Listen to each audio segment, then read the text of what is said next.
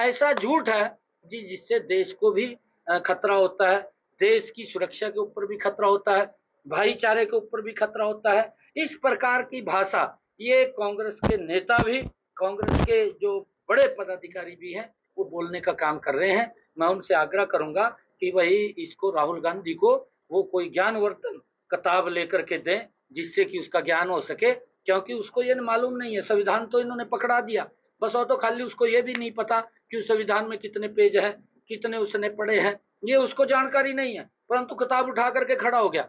मैं कांग्रेस के नेताओं को कहना चाहूंगा कि इसको कोई ज्ञानवर्धक किताब दें जिससे कि इसको ज्ञान की उपलब्धि हो जाए कि हिंदू क्या है, वो हिंदू को समझे।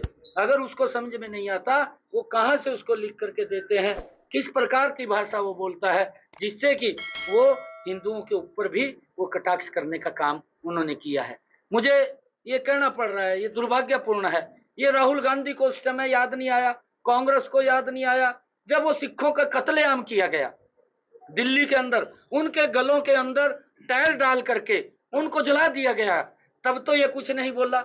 ये राहुल गांधी अगर पश्चिम बंगाल में हिंदुओं के ऊपर कोई घटना होती है, इसके मुंह के ऊपर ताला लग जाता है, ये बोलता नहीं है। अगर केरल के अंदर कोई घटना होती है, ये कांग्रेस के और राहुल गांधी के मुंह के ऊपर ताला लग जाता है, ये बोलते नहीं है।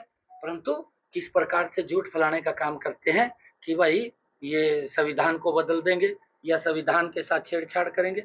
छेड़छाड़ तो आपने की है, संविधान का अपमान करने का काम आपने किया है। इस बात को हमने समझना है। मैं कहना चाहूंगा कांग्रेस के लोगों को कि उसको ज्ञानवर्धक किताबें दे जिससे कि उसके ज्ञान में थोड़ी बढ़ोतरी हो जाए।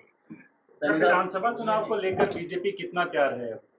भारतीय जनता पार्टी पूर्ण रूप से तैयार है, और मैं आपको आज यहाँ की सिरसा की पवित्र भूमि से कह रहा हूँ कि आज हमारे कार्यकर्ताओं ने संकल्प लिया है, सिरसा की 5 की 5 विधानसभाएं बहुत बड़े मैंडेट के साथ यहाँ से जीतेंगे, और हरियाणा के अंदर तीसरी बार नरेंद्र मोदी जी के नेतृत्व में बहुत बड़े मैंडेट के साथ भारतीय जनता पार्टी सरकार बना रही है। ये हरियाणा प्रदेश के लोगों ने तय कर दिया है।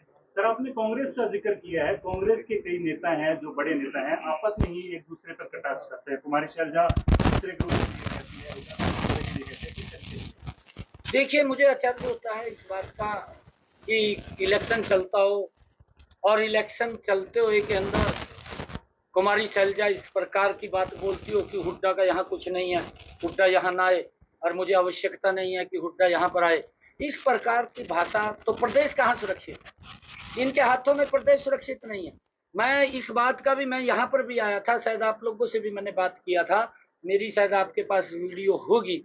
मैंने ये बात कही थी कि जब मैं नारायणगढ़ से विधायक था, नारायणगढ़ के अंदर ये कुमारी शैलजा अंबाला से चुनाव लड़ी थी, ये हार गई थी। तब जब प्रधानमंत्री किसान ये फसल बीमा योजना लागू की आदरणीय नरेंद्र मोदी जी ने, ये सबसे पहले आकर के धरने के ऊपर ये नारायणगढ़ के अंदर बैठी थी। मैंने आपको शायद कहा था, और इसने ये कहा था वहां धरने के ऊपर बैठ करके कि ये किसानों की जेब से पैसा निकाल रहे हैं। मैंने उस दिन भी कहा था, आज भी कह रहा हूँ, मैं कुमारी शैलजा को ये बात पूछना चाहता हूँ, आप धरने के ऊपर बैठी थी, आज 10 वर्ष के बाद, आपका भी 10 वर्ष का उस टाइम शासन रहा था, उस सरकार के अंदर साझीदार थी आप, केंद्र के अंदर प्रदेश में सरकार थी, और आपकी सरकार ने 10 वर्षों में किसान की फसल का अगर खराबा हुआ है कितना पैसा दिया, बताने का काम करें। किसान जानना चाहता है पूरे प्रदेश का, हमने कितना दिया, हम भी बताने का। 10 वर्षों में इन्होंने मात्र 1100 करोड़ दिया, और हमने 9.5 वर्ष हुए, अभी 9.5 वर्ष 3 महीने कम है 10 वर्षों में से होने में, हमने 13,000 करोड़ रुपया किसानों के खाते के अंदर उनकी फसल के खराबे का पहुंचाने का काम किया है, योजनाबद्ध तरीके से किया है। हम बड़े विश्वास के साथ, फक्र के साथ बोलते हैं, क्योंकि एक सिस्टम बना है, उस सिस्टम के तहत हर व्यक्ति को लाभ मिल रहा है, परंतु ये लोग झूठ को किस तरीके से बुनाने का काम करते हैं। मैं आम आवाम से भी, आम लोगों से भी ये बात कहना चाहूँगा कि ये लोग, ये सजा बाग दिखाने वाले लोग हैं, इनकी बातों में अगर आएंगे तो पछताना